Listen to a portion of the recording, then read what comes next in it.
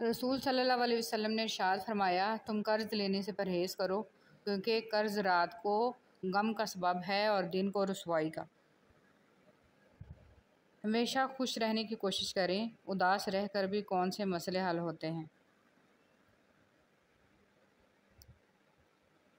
فجر کا سجدہ تمام سجدوں سے زیادہ پرسکون ہوتا ہے۔ جو شخص جتنا مطمئن رہتا ہے وہ شخص اتنا ہی زیادہ دولت مند ہوتا ہے، کیونکہ اطمینان فطرت کی سب سے بڑی دولت ہے۔ صبر ایک ایسی سواری ہے جو اپنے سوار کو کبھی گرنے نہیں دیتی، نہ کسی کے قدموں میں، نہ کسی کی نظروں میں۔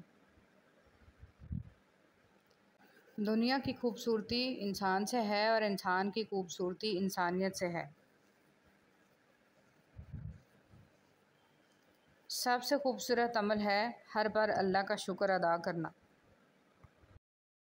گھبرایا نہ کیجیے، بعض تکلیفیں لوگوں کا اصل چہرہ دکھانے کے لیے آتی ہیں۔ سنہری باتیں۔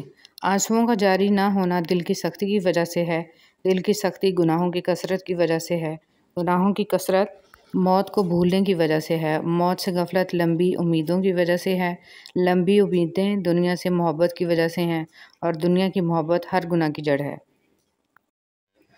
عورت کو اپنے شوہر کے سامنے کبھی اونچا نہیں بولنا چاہیے، یہی وہ شخص ہے جو آپ کو خوش رکھنے کے لیے اکثر باہر گالیاں سنتا ہے۔ ایک آپ پر اس کی حکمرانی ہوتی ہے۔ کر لینے دیں، اپنے مرد کو ہر لمحے یہ احساس دلائیں کہ وہ بادشاہ ہے، ملکہ آپ خود بن جائیں گے۔ ہر چیز ہمیں ملنے کی نہیں ہوتی، کچھ چیزیں خوبصورت دھوکہ اور بدترین شر بھی ہوتی ہیں۔ اللہ کریم سے کسی چیز کے نہ ملنے پر بدگمان نہیں ہونا چاہیے۔ اللہ تعالیٰ سے معافی اور صحت کا سوال کرتے رہا کرو، کیونکہ ایمان کی نعمت نصیب ہو جانے کے بعد تندرستی سے بہتر کوئی نعمت نہیں۔ اللہ کریم زندگی کے ہر موڑ پر آپ کو اچھی صحت، خوشیاں اور کامیابی عطا فرمائے، آمین۔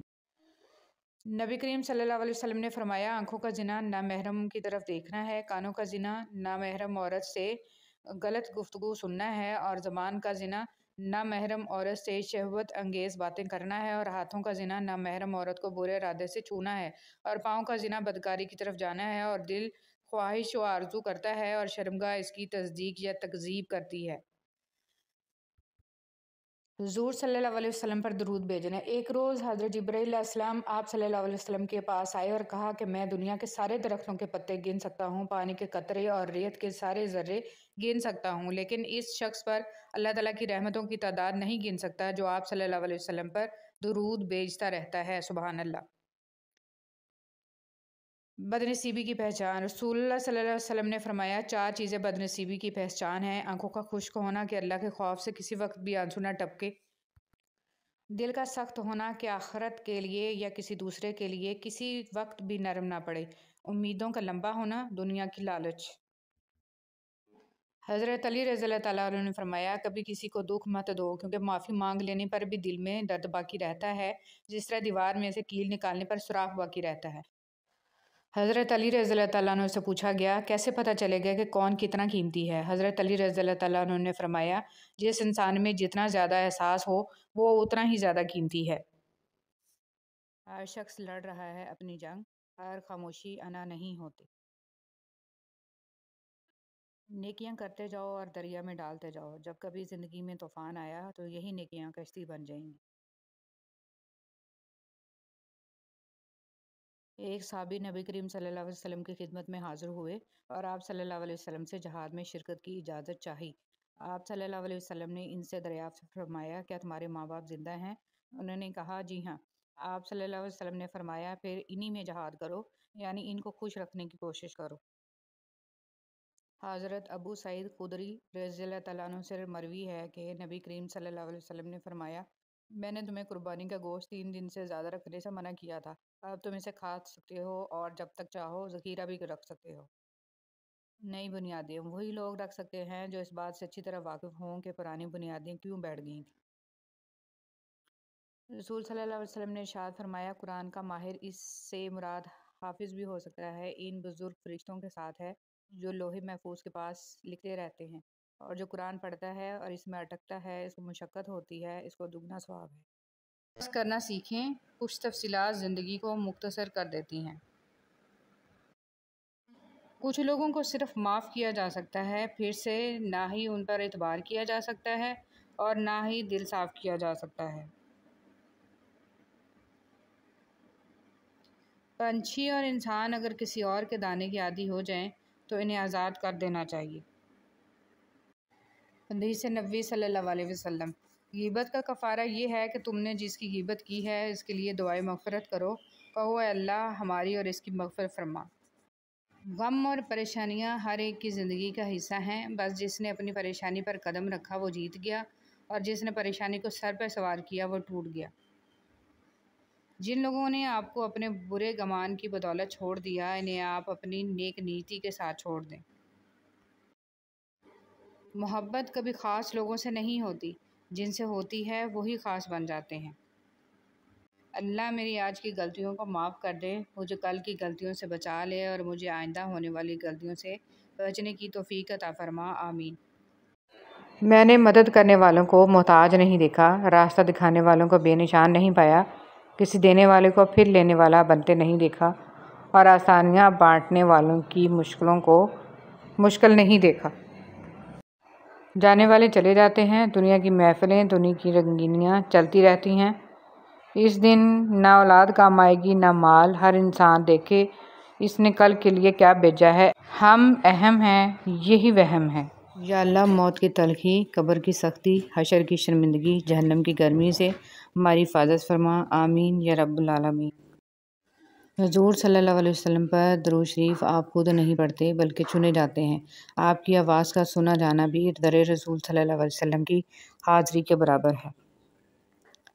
بہت پیاری دعا۔ یا اللہ جو تو نے عطا کیا اور جو تو نے عطا نہیں کیا اور جو تو نے دے کر لے لیا، ان سب پر تیرا شکر، کیونکہ جو تو نے عطا کیا وہ تیری نعمت، جو تو نے عطا نہیں کیا اس میں تیری حکمت، اور جو تو نے دے کر لے لیا وہ ہمارا امتحان۔ یا اللہ ہمیں ہر حال میں اپنا شکر ادا کرنے والا بنا دے، آمین۔ نور ایسے ہی نہیں۔ نبی صلی اللہ علیہ وسلم نے فرمایا، جس شخص نے نماز فجر ادا کرنے کے بعد یہ دعا 10 مرتبہ پڑھی تو یہ 4 غلاموں کو آزاد کرنے کے برابر ہوگا اور اس کے بدلے اس کے لیے 10 نیکیاں لکھی جائیں گی، 10 برائیاں مٹا دی جائیں گی، اس کے 10 درجے بلند کیے جائیں گے، اور یہ کلمات شام تک اس کے لیے شیطان سے حفاظت کرنے والے ہوں گے، اور جب وہ مغرب کے بعد پڑھے گا تو اسی طرح ہوگا۔ دوست چاہے جتنی بار اٹھے اسے ہر بار منا لینا چاہیے، کیونکہ تسبیح کے دانے چاہے جتنی بار بکھریں چن لیے جاتے ہیں۔ حضرت علی رضی اللہ تعالیٰ عنہ۔ ایک بادشاہ کے کہنے پر ایک بادشاہ ہزاروں قیدیوں کو رہا کر دیتا ہے۔ اے بادشاہوں کے بادشاہ، تو رسول محمد صلی اللہ علیہ وسلم کے صدقے تمام مسلمانوں کو جہنم کی جیل سے رہائی بخشنا، آمین۔ حضرت علی رضی اللہ تعالیٰ عنہ نے فرمایا، کسی کے خلوص اور پیار کو اس کی بیوقوفی مت سمجھو، ورنہ کسی دن تم خلوص اور پیار کی تلاش کرو گے اور لوگ تمہیں بیوقوف سمجھیں گے۔ زندگی میں ہمیشہ وہ لوگ پرسکون رہتے ہیں جو پوری نہ ہونے والی خواہشوں سے زیادہ ان نعمتوں پر شکر کرتے ہیں جو انہیں اللہ نے عطا کی ہیں۔ حضرت علی رضی اللہ تعالیٰ عنہ نے فرمایا، برے لوگوں کو اچھا کہنا بدترین گناہوں میں سے ہے۔ زندگی کی مثال ہم لوڈو کے دانے سے بھی سمجھ سکتے ہیں۔ امید ہمیشہ 6 کی ہوتی ہے، لیکن ایک بھی آئے تو چلنا ہی پڑتا ہے۔ گھر کا سربراہ بننا اتنا آسان نہیں۔ سربراہ کی حالت ٹین کے اس چھت کی طرح ہوتی ہے جو تمام موسم کو جھیلتا ہے، مگر اس کے سائے میں رہنے والے کہتے ہیں شور بہت کرتا ہے اور گرم بھی جلدی ہو جاتا ہے۔ رسول صلی اللہ علیہ وسلم نے ارشاد فرمایا، جب انسان مر جاتا ہے تو اس کے عمل کا سلسلہ بند ہو جاتا ہے سوائے 3 چیزوں کے، ایک صدقہ جاریہ، دوسرا ایسا علم جس سے لوگ فائدہ اٹھائیں، اور تیسرا نیک و صالح اولاد ہے جو اس کے لیے دعا کرے۔ خاموشی سے بڑا کوئی جواب نہیں ہوتا، لیکن خاموشی سے بڑا کوئی عذاب بھی نہیں ہوتا۔ اللہ کے نظام میں رزق بڑھنے کا ایک قانون یہ بھی ہے کہ جتنا تقسیم کرو گے اتنا بڑھتا چلا جائے گا۔ اتحاد کی قیمت سمجھنے کے لیے ریت کے حقیر ذروں کو غور سے دیکھیے۔ جب یہ متحد ہوتے ہیں تو ریگستان کی شکل اختیار کر لیتے ہیں، جسے بڑی سے بڑی طاقت ایک جگہ سے دوسری جگہ ہٹا نہیں سکتی۔ اگر گھر میں ایک بھی شخص حق پہ ہے، صحیح فہم رکھتا ہے اور سب کے ایمان کی فکر کرتا ہے، دن رات دعا اور اصلاح میں مشغول ہے، اس کے ہی بہت اثرات ہوتے ہیں۔ ہمت سے لگے رہنا چاہیے۔ چراغ ایک بھی ہو، گہرے اندھیرے دور کر دیتا ہے۔ پھل درخت کے اندر سے نہیں آتا، یقین نہیں تو درخت کاٹ کے دیکھ لیں، لکڑی ہی لکڑی ہے۔ رزق زمین کے اندر سے نہیں آتا، یقین نہیں تو کھدائی کر کے دیکھ لیں، مٹی ہی مٹی ہے۔ یہ سب تو اللہ کے حکم سے آتا ہے، چاہے زمین سے نکالے یا آسمان سے اتارے۔ مذہب میں سے انسانیت اور خدمت نکال دی جائے تو صرف عبادت رہ جاتی ہے، اور محض عبادت کے لیے اللہ کے پاس فرشتوں کی کوئی کمی نہیں۔ اگر آپ ہاتھ پہ ہاتھ رکھے اچھے وقت کا انتظار کر رہے ہیں، اچھا وقت بھی ٹانگ پر ٹانگ رکھے آپ کی محنت کا انتظار کر رہا ہے۔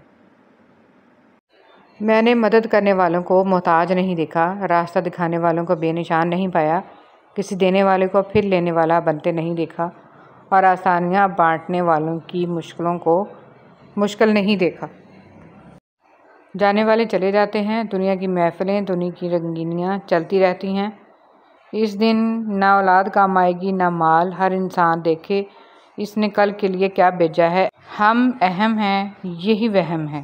یا اللہ، موت کی تلخی، قبر کی سختی، حشر کی شرمندگی، جہنم کی گرمی سے ہماری حفاظت فرما، آمین یا رب العالمین۔ حضور صلی اللہ علیہ وسلم پر درود شریف آپ خود نہیں پڑھتے بلکہ چنے جاتے ہیں۔ آپ کی آواز کا سنا جانا بھی در رسول صلی اللہ علیہ وسلم کی حاضری کے برابر ہے۔ بہت پیاری دعا۔ یا اللہ، جو تو نے عطا کیا اور جو تو نے عطا نہیں کیا اور جو تو نے دے کر لے لیا، ان سب پر تیرا شکر، کیونکہ جو تو نے عطا کیا وہ تیری نعمت، جو تو نے عطا نہیں کیا اس میں تیری حکمت، اور جو تو نے دے کر لے لیا وہ ہمارا امتحان۔